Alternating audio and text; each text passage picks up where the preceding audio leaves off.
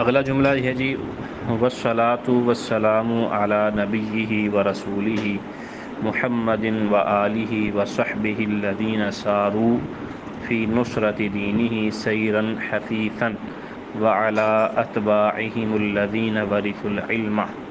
یہاں تک یہ دوسرا جملہ ہے۔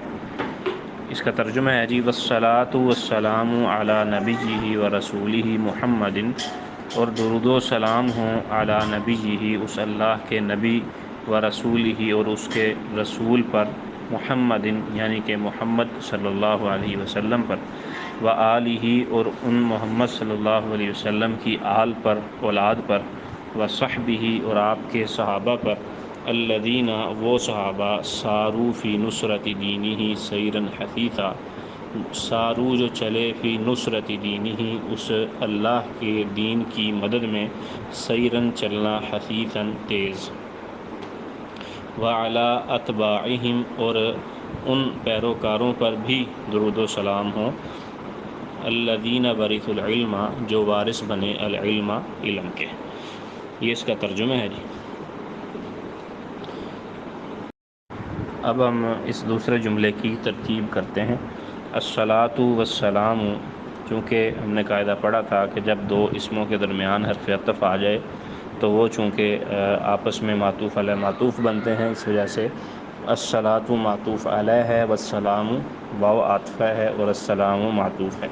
معطوف علیہ اپنے معطوف سے مل کر مبتدا ہے، اعلی حرف جر، نبی جی، نبی جی، یہ ہمارا پیچھے بھی قاعدہ گزرا ہے نعمہ کے اوپر، کہ دو اسم ہوں اور دوسرا اسم ضمیر ہو تو وہ آپس میں مضاف مضاف الیہ بنتے ہیں۔ تو نبی جی ہی مرکب اضافی ہے، مرکب اضافی ہو کے چونکہ بعد میں پھر حرف عطف آ گیا ہے تو یہ پھر دوبارہ سے معطوف علیہ بن جائے گا۔ ورسول ہی، یہ بھی اسی قاعدے کے تحت مرکب اضافی ہے، یعنی مضاف اور مضاف الیہ ہے، مضاف مضاف الیہ مل کے پیچھے معطوف علیہ کا معطوف ہے۔ معطوف علیہ اپنے معطوف سے مل کر مبدل منہ ہے، محمد اس کا بدل ہے۔ مبدل منہ اپنے بدل سے مل کر معطوف علیہ پھر دوبارہ سے بن جائے گا۔ واو حرف عطف، آلہ پھر مرکب اضافی ہے، چونکہ پہلا اسم ہے دوسرا اسم ضمیر ہے، مرکب اضافی ہو کر معطوف اول ہے۔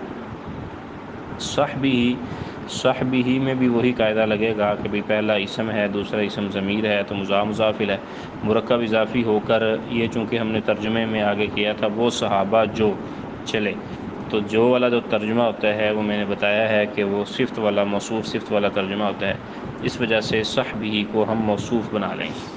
الذین اسم موصول ہے، کیونکہ اسماء موصولہ آپ نے پڑھے ہوئے ہیں، الذی، اللذان، اللذین، الذین، اللتی، اللتان، اللاتی، اللتین، اللاتی، اللواتی۔ اسی طرح ما، من، ایٌ، ایۃ، یہ بھی اسماء موصولہ ہیں۔ تو اسماء موصولہ میں سے یہ اسم موصول ہے یہ الذین جمع مذکر کا، تو الذین ترکیب میں اسم موصول، ساروا فعل، واو ضمیر اسم فاعل، فی حرف جر، نصرت دینہ۔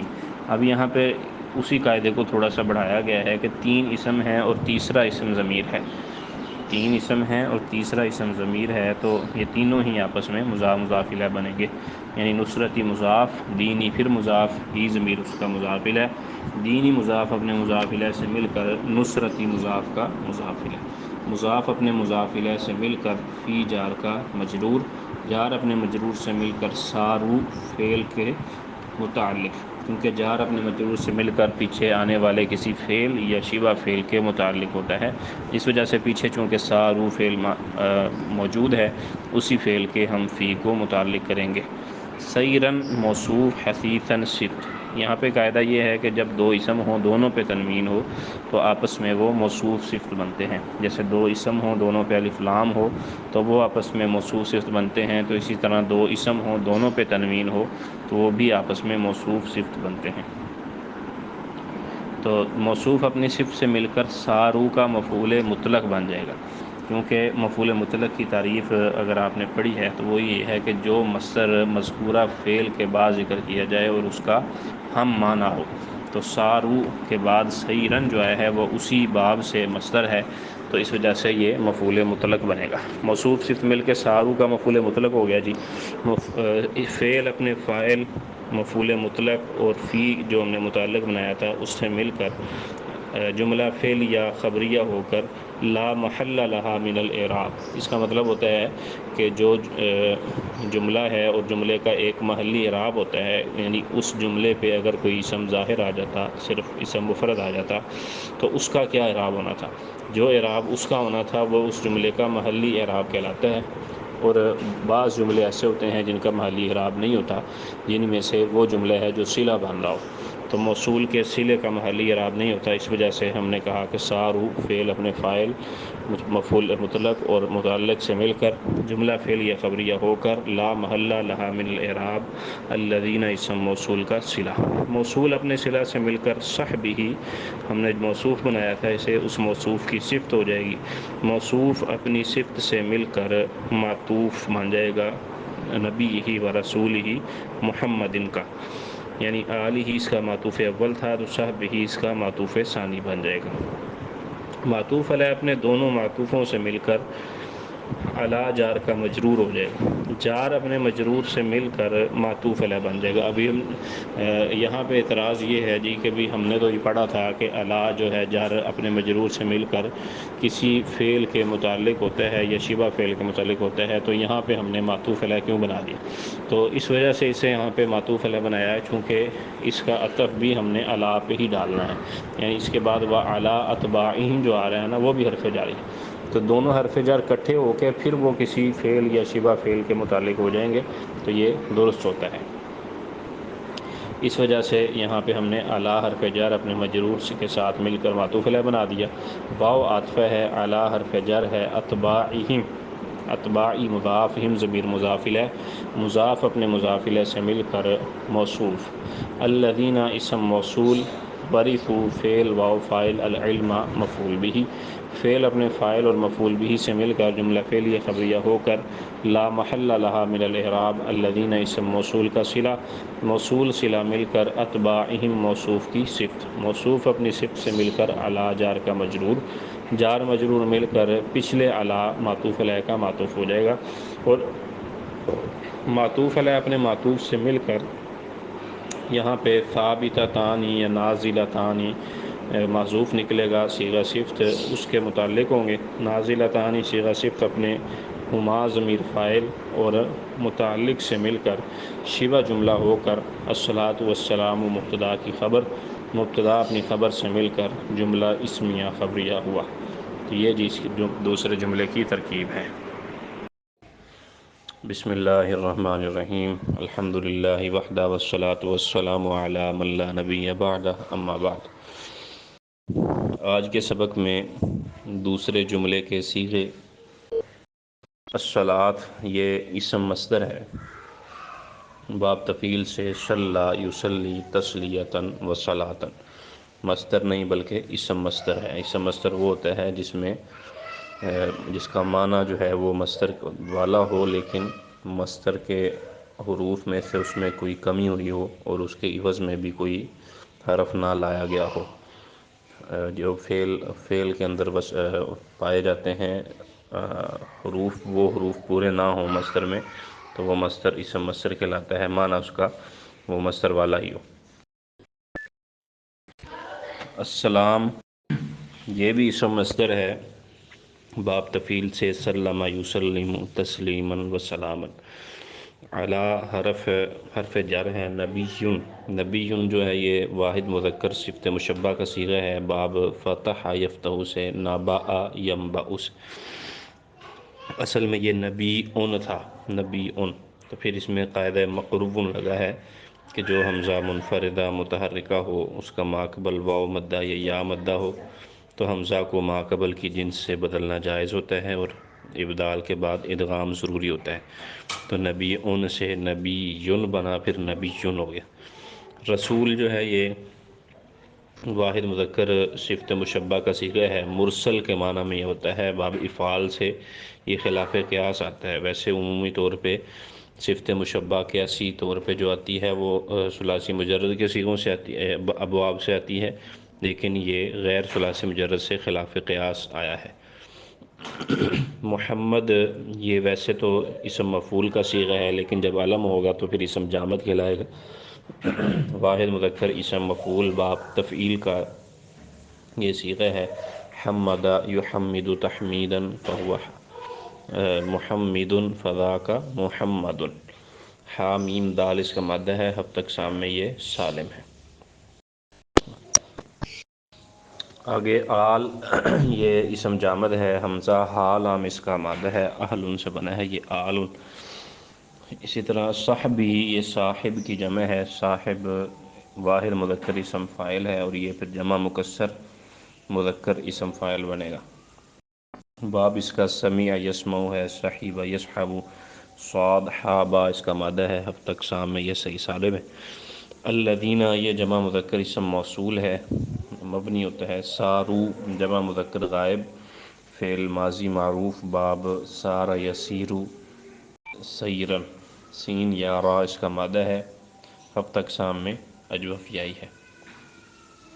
نصرت یہ مصدر ہے باب نصر ینصر سے، نون صاد را اس کا مادہ ہے۔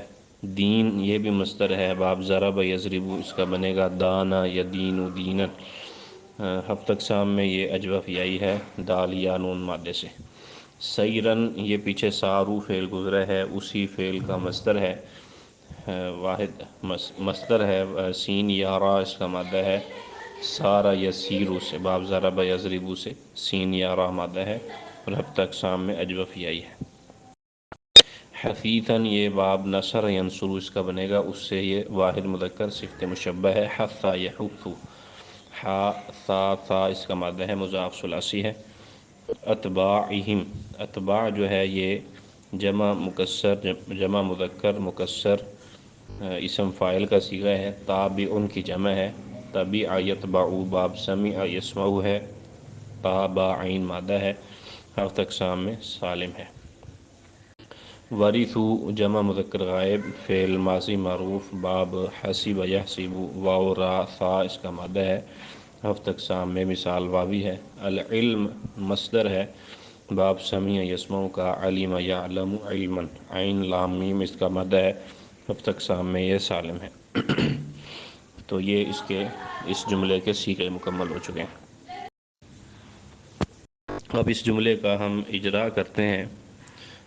الصلاۃ اس کی رفعی حالت ہے کیونکہ یہ مبتدا بن رہا ہے، اور مبتدا کی رفعی حالت ہوتی ہے چونکہ مبتدا مرفوعات میں آتا ہے۔